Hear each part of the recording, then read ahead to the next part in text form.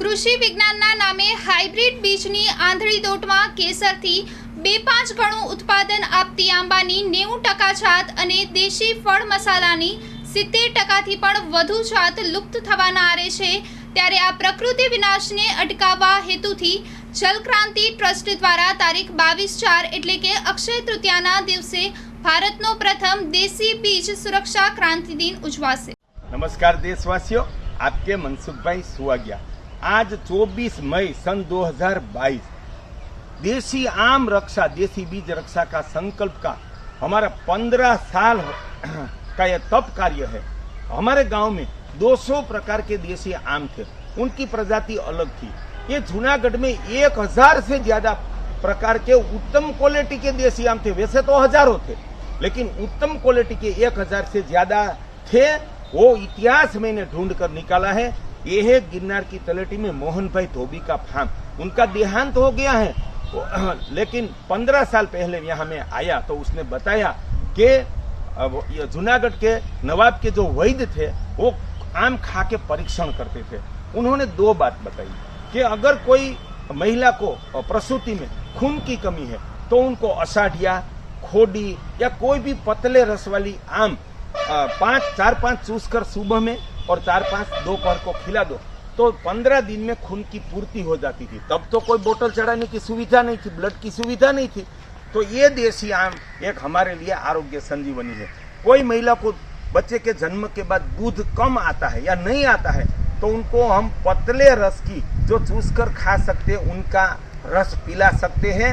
वो हमारे परंपरा जूनागढ़ के आसपास के गांव में थी कि खोडी, अषाढ़िया, आमड़ी उनका रस पिलाते थे।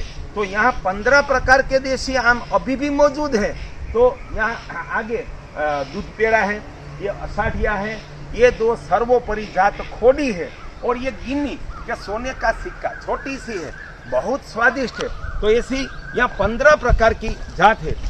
बागायत विभाग का अगर जन्म नहीं हुआ होता भारत में और विश्व में तो करोड़ों साल से जो देशी प्रजाति के वृक्ष थे, फल थे, आम थे, कृषि बीज थे, वो लुप्त नहीं होते। हमने मान लिया कि हमने विज्ञान का आविष्कार किया है और हमने विकास किया है। मैं सर्वनाश मानता हूँ कि 2-4 प्रजाति केसर, हाफूस, लंगड़ा, तोता उनका प्रचार किया और किसानों ने अच्छे से अच्छे आम काट दिए। हमारा दुर्भाग्य है, लोगों को सिर्फ अर्थहीन धार्मिक बात ही सुनाती गई।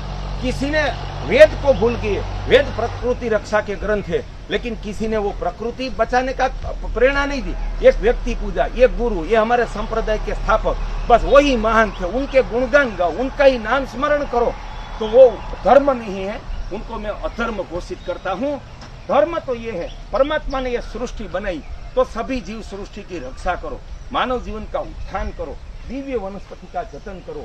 ये आमड़ी है। और एक विशेष बात आपको ये बताऊं, मोहन बापा ने बताया कि ये मेरा खेत था, एक आम दूसरे मालिक का था। तब आजादी के समय उन्होंने 100 रुपये में ये देशी आम का वृक्ष खरीदा था। आप समझ लो, तब 100 रुपये में 7 तोला 70 ग्राम सोना मिलता था।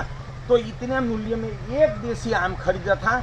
मैं विश्वास से कह सकता हूँ तब तो 100 रुपये में 10 बीघा जमीन मिलती थी। एक आम खरीदा, ये 350 साल पुराना है, इतना उनका आयुष्य। बीज से आप कोई भी वृक्ष लगाओगे तो मैं विश्वास से कहता हूँ वो 100 से 500 साल जिंदा रहेगा।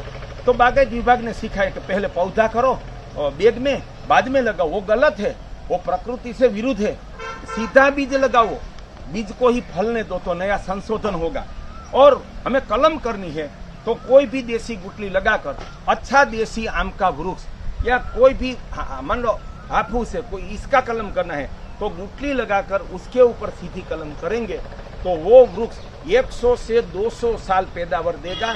वो मैं विश्वास से कहता हूँ। कलम और सीधा गुटली वाला है वो तो 100 साल से लेकर मैंने 500 साल पुराने वृक्ष, आम के वृक्ष हमारे गिरनार में देखा है, पचमढ़ी में देखा है, आबू में देखा है, आपको ताजुबी होगी।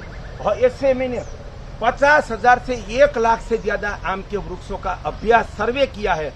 1000 प्रकार के आम खुद ने खाकर 100 उत्तम जाति हमने ऐसी लुप्त होती ढूंढ डाली और उनकी सुरक्षा कर ली है। बीज लगाकर, कलम करके।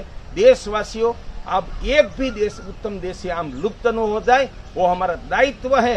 ये बागायत विभाग का हाइब्रिडीकरण के पागलपन में 98 से 99% देशी आम की प्रजाति, उत्तम प्रजाति लुप्त हो गई है। अब जहाँ जहाँ देशी आम है क्या उत्तम रूप से उनकी गुटली लगाओ, उनमें से कलम कर लो। चलो हम मिलकर देशी आम की उत्तम जात, उत्तम देशी फलवृक्ष, उत्तम देशी कृषि बीज की रक्षा करें। वो परम कृषि धर्म है, वो राष्ट्र धर्म है, वो प्रकृति धर्म है, वो परमात्मा धर्म है। आपके मनसुख भाई सुवाग्या।